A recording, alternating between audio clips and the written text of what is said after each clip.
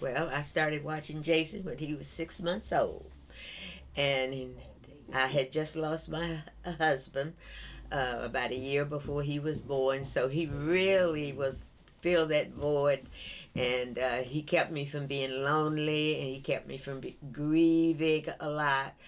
And he was such a joy. He was a good baby, and we just had so much fun together. And I would uh,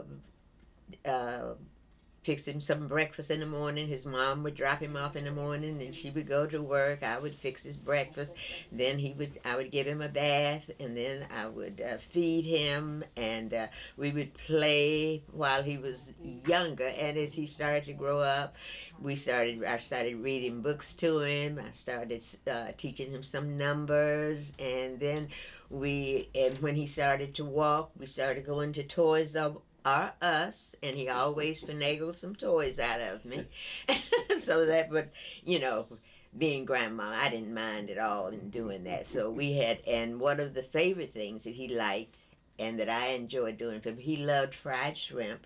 So I would go buy fresh shrimp, and I would peel them. I would uh, cut them, but I would butterfly them, and then I would bread them, and then I would fry them for him. And he loved my fried shrimp. Once he started nursery school, he wrote me a letter saying, my favorite food from Grandmommie was fried shrimp and corn. So he was a great joy in my life at that particular time. And when his mom and dad told me they was going to put him in nursery school, it broke my heart. So I said, well, I know he has to go to nursery school. I can't keep him forever, but I would go to the programs at his nursery school, and I still saw him. And on the weekends, he would come spend at least 2 weekends a month with me, and we would just had all kind of good fun.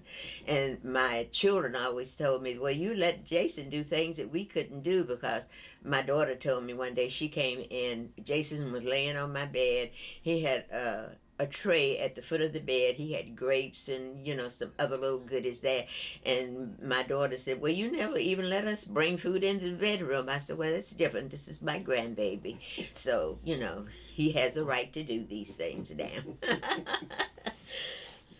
So that was, he was a big joy in my life. He helped me get through some uh, times when I would have been real lonely, but he was always there. So he was a great joy in my life. Our daily routine was his mom would drop him off, and I would fix his breakfast, and then we would have playtime, and he would have a nap. He would get up, and we would have lunch, and then we would have some more playtime, and just doing fun things during the day, playing with toys and reading stories, watching cartoons on the uh, TV and everything. And then it would be time for his mom to come pick him up and take him home in the afternoon. And then the next day we'd start the same routine again. So we just had a lot of fun.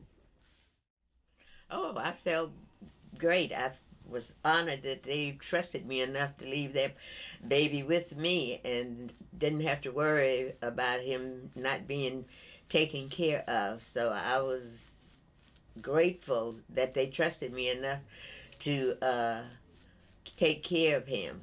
And they always told me that I was such a blessing to them, because they didn't have to worry about knowing that he was not in good hands. They always knew he was in good hands, and they didn't have to worry about him being mistreated, not being taken real good care of. So that was made me feel good that they trusted me with their baby.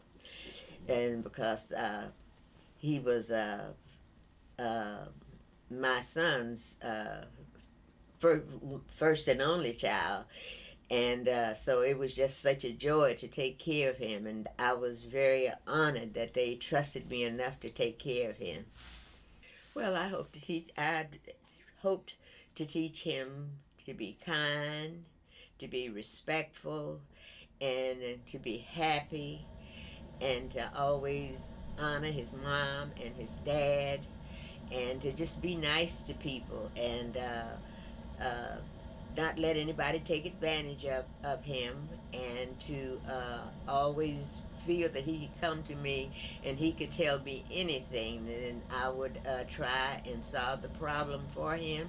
And if I couldn't, I would try and find someone that could help us solve the problem. And he has grown up to be quite a young man now, and I'm very proud of it. And he's very kind, he's very loving, and he's very respectful, and he is uh,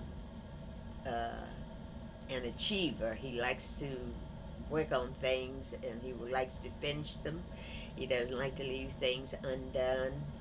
And now that he's in college, I am so proud of him, and I can see that he is going to be a great asset to the human race. Being a grandmother means everything to me. My grandchildren, they call me, they text me, they tell me they love me, and they tell me I'm the greatest grandmom. They tell me I influence them, that I encourage them, and they say I'm the best grandmom in the world, and I'm just so appreciative of that. They call me for advice, and I give them advice that I think that will help them to move along in life. So being a grandmom is just a great blessing, and I thank God that He has allowed me to be a grandmother and a great grandmother.